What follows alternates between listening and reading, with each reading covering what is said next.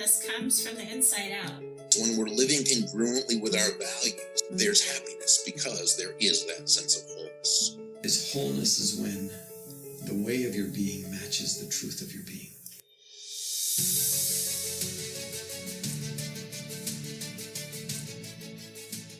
These next few podcasts are an attempt to talk a little bit about my theory of the mental, emotional, and spiritual bodies and how they communicate within the physical sensations we experience. I'm going to put a link in the podcast notes where you can experience a meditation and really get familiar and experience your mental, emotional, physical, and spiritual bodies. So be sure and check that out. It's free. In early 2021, I took each body and focused on it for the whole month in my video library at michellewingle.com/thrive-free. There's a lot more there, and you can access all of that for free. I'll put a link in the notes.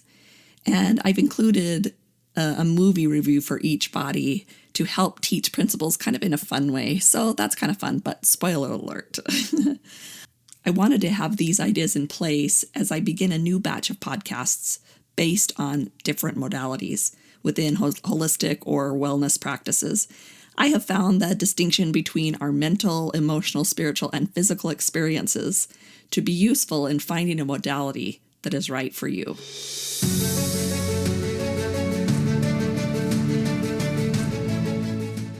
The emotional body is a youthful energy. I think it's because it was our first state of being as babies. We were all emotions. We were not deciding or comparing things.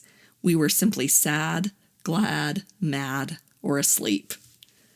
Our emotional vocabulary needs to be expanded because our society has trained us to suppress emotion or to think of it as weakness, beginning with plugging our mouths as a young baby. Expressing every emotion may not be prudent in every situation, but it is important to feel every emotion. We use the physical sensations in the body and the thoughts in our minds to understand what's happening beneath the surface of our consciousness. The emotional body is the ruler over how we feel about our experience, and with a balanced mental body and a healthy physical body, our emotions can become more positive and peaceful. That's really the goal, because it's how you feel about things more than how they really are that affect our lives. The emotional body has two parts, like the mental body. For a minute, think about the idea of being happy or excited or thrilled. And when you feel into that, you begin to identify with things that make you feel that way. Or imagine you had to act these words out like you were playing charades or something. You might use large movements and expressions to kind of understand happiness and excitement. If you had to talk about being scared or angry or sad, your gestures may be small or close to the body, but they would express out. Emotions hold an expressive or extroverted energy, or they're action-based. They want you to move. Emotion means energy in motion. This is one part of the emotional body. The other side of the emotional body experience is what we call the state of being, or what I call states of being. In this place, we feel, but those feelings hold a kind of introverted energy maybe. If I act out things like peace, like I feel peace, or I feel calm, or I feel bliss, see how portraying these would kind of be a little different. These are more obscure, and I feel like they would be more of a state of being rather than a feeling, but still within the emotional body. The negative side, or degenerating states, would be things like feeling numb, checked out, anxious, or feeling shame. There's an amazing doctor named Dr. Janice Webb, and I was able to interview her here on the podcast. So if you get a chance, go listen to that episode. It's really good. She shares the science behind emotions, and it's her life mission to help those who are not given enough emotional support in their life. She talks about childhood emotional neglect and how that can impact our lives. They have found that not enough emotional support actually changes the way the brain develops. Emotions are vital to living in vitality. I have to stop and talk about trauma. I believe trauma flips the degenerating states on. I'm not entirely sure if we would have these degenerating emotional states without trauma. I don't know if we would numb. I don't know if we'd be anxious. I don't know if we would be checked out. Traumatic experiences are defined on an individual basis, and they create trauma in our body, which is the physiological part of us. That trauma is there. It's not a thought process. It's not a belief. It's not in our heads. It's not a psychological part of us. The trauma becomes physiological.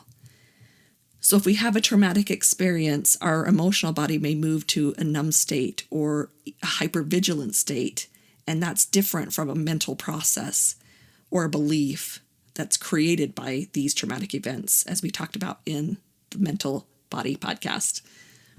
When we live in these states too long, then depleting emotions like anger or shame may arise quicker than maybe they would when things show up that deserve those kind of feelings or that attract those kind of feelings. Overwhelm is a common state we experience because of trauma. If you are feeling overwhelmed and someone says, "How are you feeling?" Do you see how different that would be to describe? It's like you can't even just say it in one word. It's not quite an emotion, but it lives in this emotional part of us, our emotional body. Maybe that's why we're just resigned to answer, fine. If we understood trauma, we would not think to assume others could or should react to things the way that we do. There is also this unconscious belief within us that thinks we should only experience positive emotions and that we judge our lives based on positive emotions. This is not really a true thought, a true belief. One morning, I was asking and listening as I do, and I realized that I had felt joy every single day in my life during that period of time. And I would identify that period of time as one of the most difficult times. But I realized that every day I did smile, or I laughed, or I looked at the beauty in the world with awe, and I felt joy, even if it was just for a few minutes every day. So I realized that I was living a life of joy. I'm not able now to quite define this moment because it sounds like I'm just pulling myself together and saying, what's my problem? I feel joy every day. It wasn't that. I wasn't erasing all my difficulties, but it was different. It was like a relief because at the time it helped me realize that the difficult things were more about my judgment. I had just decided those counted where the joy did not. My anger, my grief, and my sorrow were more about believing they should not be there than paying attention to all that was going on in my life. So it shifted something, and I could start to believe in this joy. We are often unaware of the emotions we are experiencing for a couple of reasons. First, in order to recognize that we are feeling or thinking, we must first observe it, and most of the time, we might just be in the thick of it, so it's difficult. It's difficult to observe when you're just full on feeling it, and that's normal and that's human. This is why mindfulness is so important, because we build that muscle of being able to observe, just to simply observe, and also at the same time living our experience. We can do both. But in this way of living, when we can do this, when we can do both, we can live and observe at the same time. When we do this, our world moves into a kind of third dimension aliveness. It feels great. The second reason for being aware of our emotions is to become aware of the disconnection we have with our physical body. I know it sounds a little crazy woo-woo, but it's a real phenomenon. I have coached people with trauma, and they often remember the scene of their trauma from a bird's eye view or from a corner of the room, not in their body. I believe we actually separate from our bodies during some of these high stressful moments, or we may separate from our body internally, numbing out the body sensations, unable to get the messages that our body's trying to send us. The messages maybe were too painful at one point, so our system chose to disconnect in order to function. Like Dr. Webb says, when we do this, we have lost our most important guidance system. As a society, we have created a hierarchy of emotions. And it makes sense in a way because there are emotions that deplete our energy and vitality, and there are emotions that energize us and can even heal us mentally, physically, spiritually, and emotionally. But think of it this way. If we filled our car with fuel or energy and then just kept filling it and filling it and filling it with fuel or energy, we wouldn't go anywhere. It's actually burning the fuel or depleting the fuel that gets us places. There's a quote that says, "Life's greatest lessons are usually learned at the worst times." And I think that may be true in a lot of cases. It's when we're burning our fuel that we're going places. It's when we're learning from difficult things. I heard Tom Brady speak about winning and losing, and he said, it was similar. He said that, of course, he loves to win, of course. But when you are winning, you are never looking at ways to improve. When you lose, he said, you ponder and you question every move, and you strive to be better. So you grow. Because of that losing or that negative thing, you grow. All of the emotions have value, and all of them are important and help us to grow if we stay observant of them. That's really important. We must actually experience them. We must feel them and be familiar with the sensations that belong to those emotions. The other day I was watching Confessions of a Shopaholic. It's one of my favorite little chick flicks. And at this moment of decision in the movie, the main character said, "I just have a feeling," she says, really emotionally. And her mom was there, and her mom says, "I get that feeling back here in the back of my neck." And her dad says, "I get it in my chest." We all experience sensations a little differently, but they are there. Messages we can use for guidance in our life. That's the emotional body's job, and we need the physical body to interpret it. Our emotions feel like the real us. It doesn't really matter what is true. It matters what we feel like is true. That's how powerful our emotions are, whether that's good or bad. This is what can unite us, and it is definitely what has been dividing us here in the U.S. There are 3 movies I actually want to talk about in this episode. One of these movies is a Disney movie, the second is a blockbuster, and the third is a documentary. The first movie I'd like to talk about is Disney's Inside Out. We've all seen it. We've all loved it. I don't know anybody that didn't love it. When we went to this theater for the first time, my family, at the end of the movie, all my kids turned their heads and looked at me and said, "This movie was made for you. You must have loved this movie," and they were right. My kids know me well. It spoke so much to me that I could have spent the whole time talking about this movie alone because I love it so much. It has so many messages, so watch it and maybe get those messages for yourself. But there's a few parts that were so tremendous at explaining our emotional body's journey in this life that I wanted to point those out for sure. The story takes place inside the mind of Riley, who is an 11-year-old girl. Her family is moving from one part of the country to another. In the introduction of the show, we see when Riley was born, and as she opens her eyes, she sees her mom's big smile, and she has her first emotion, joy. This is a pivotal lesson to learn. Joy becomes Riley's lead emotion. Joy is the boss of all the emotions inside Riley's mind. Side note, babies need food, they need warmth, and they need love and attention, and there is no hierarchy between these 3 needs. They are all equal. Learn more from Janice Webb. When I was raising my kids, we were taught at times to let our kids cry, let our babies learn to soothe themselves. If I could go back in time, I would do that differently. I would think differently. I would question that belief. We now know that in the first 2 years of life, babies need complete unconditional love, and they cannot be spoiled. They are not making decisions.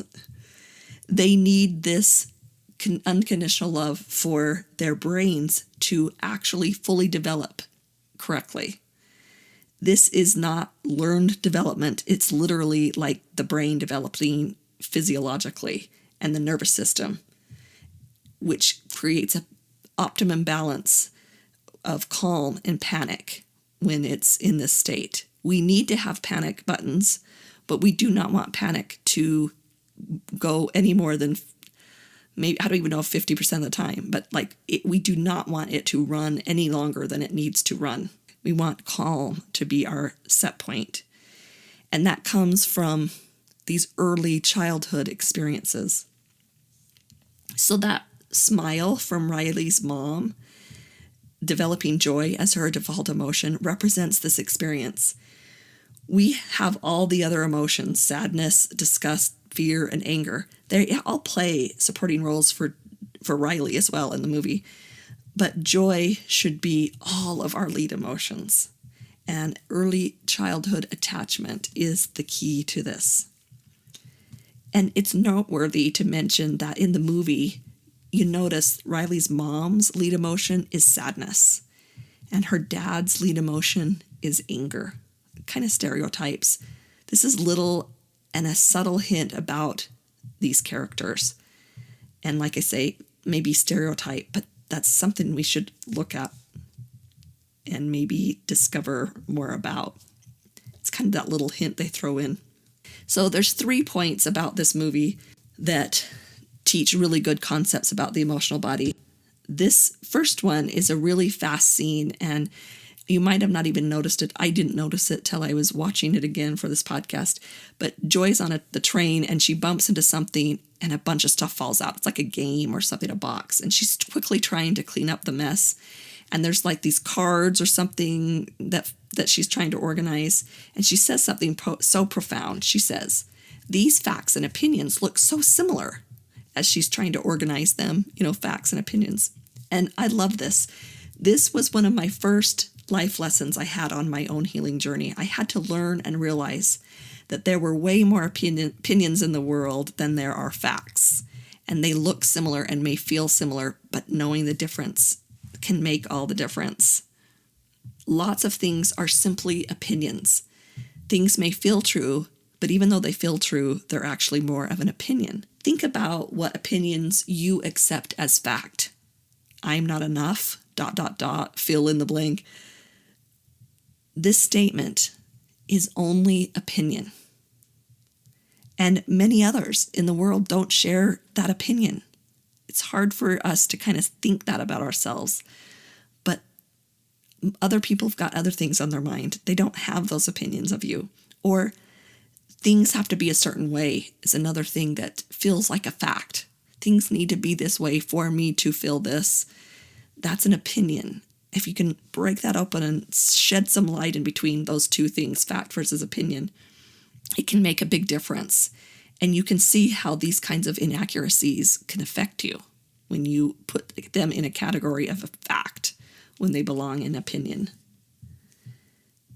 The second thing is there's a scene where a character loses something special. And Joy, whose job it is to feel joy, simply tries to cheer up this character. She points out the silver lining. She tries to convince them that it's okay.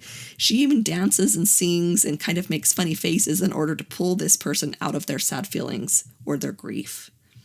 At this point in the movie, Joy is convinced that we are all supposed to just have joy, no matter what. But it's a poignant moment when the character's sadness comes in, and it's so beautiful. She sits down with the character, and she sits in grief with the character in pure empathy. She goes into the grief as opposed to trying to pull it out and get rid of it. The character soon takes a deep breath and is ready to go again. The grief has moved through them. There is place for all emotions, and it's important to sit with the sensations in your own body when you are around someone that might be suffering in some way. Many times, it is our own discomfort, and it was Joy's discomfort of grief that is why she did all that things. It was her own not wanting to be in grief, why she was trying to stop it in another person. And many times we're really trying to change our sensations and not theirs. So we need to be aware of that. And finally, the whole moral of the movie is that as we grow up, memories and experiences are a mix of emotions. the biggest lessons in my own life. Life is paradoxical. A full life requires all emotions. How does it feel to you to think about allowing all the emotions in? Think about that. Just let your body tell you how you feel about that. What does your body feel like? Does that idea make you want to pull back and reject it, or are you comfortable with it? That's an important question to ask yourself, and we all for sure prefer joy to sadness, but we cannot live without one or the other. The next movie, the blockbuster, is Runaway Bride.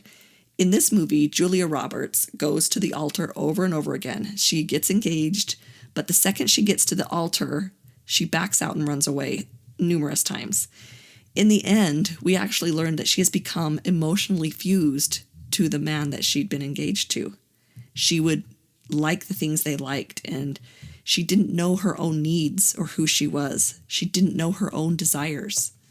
So many times we do this, and this actually is something that really pricks at my own heart. I actually struggle with codependency. It's called, terrible name. I talk about it a lot. Change that idea, but we're just going to call it codependence. And who knows whether this is a trauma response or a spiritual gift, this idea that I feel what others feel. And understanding my own needs and wants and my own feelings requires me to go into this manual operation. It's not something that comes naturally or automatically to me.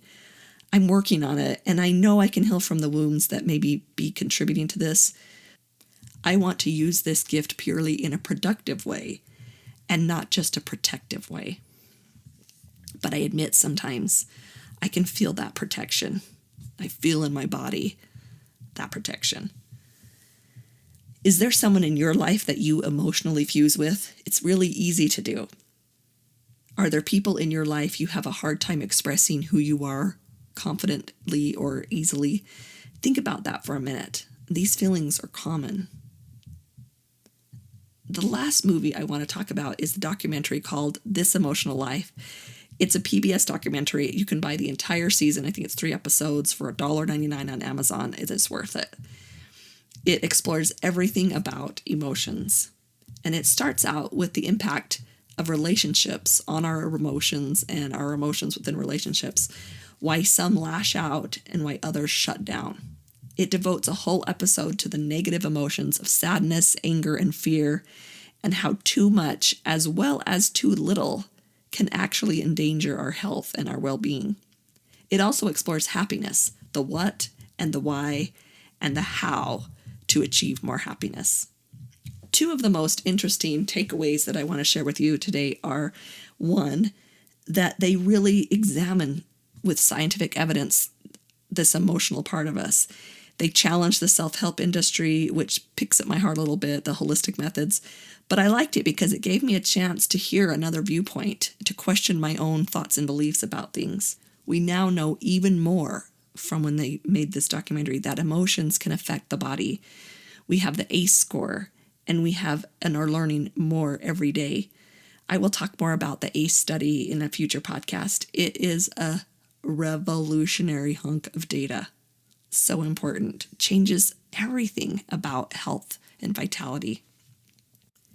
In the movie, they talk about a scientific study they did for years and years with a group of people that were connected in some way, and they measured their happiness. And they would just bring them in and they would ask them about their happiness. That's it.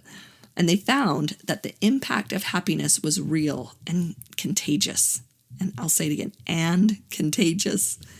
They literally have the data that says that happiness of one person affected 4 degrees of separation.